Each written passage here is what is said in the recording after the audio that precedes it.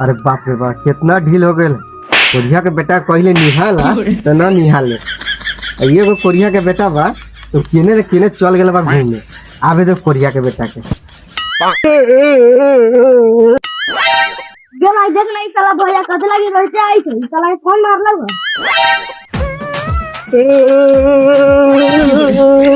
माई गे हमारे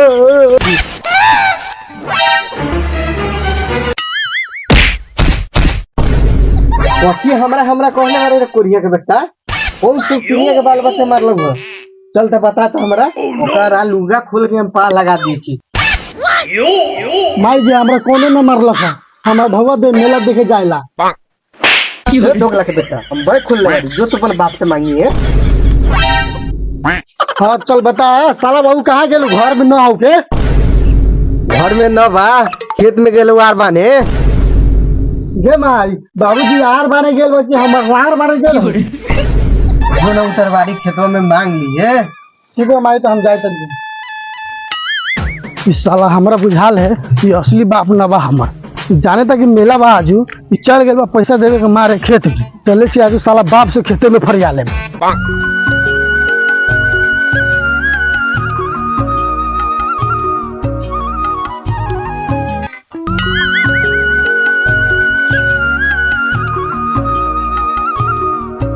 बाबू ओ बाबू कहाँ हो।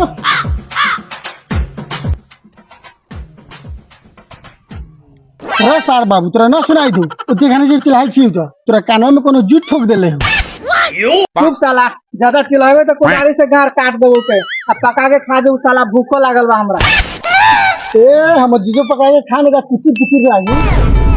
साला ऐसन बेटा पैदा कर के हम पछताई छी बोल रे साला कथि करे आइले खेत में। हम जाए छी मेला देखे हमरा रुपया चाही। ए तोरा मेला देखे जाला रुपया चाहिए काम न आड़ में साट के रख ले बारी ले जो न उखाड़ के। साले बाप रुपया के जरूर जरूर तो आर घिचा जाई जरे गार चढ़ के मर जाए। मरम तो मरम बाकी तोरा से अपन आर छुआ के मरम। आप साला नोच के ले जो मेला देखेला। तो तू साला तू निकाल के ना देबे।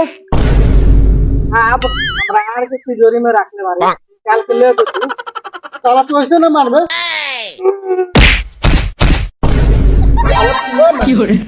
वो लोग तो साला हमर बेटा वाली प्रतिभा हो मुआ देला में हो पटावा हो तो पैसा हो गया चले जाई मिला दे।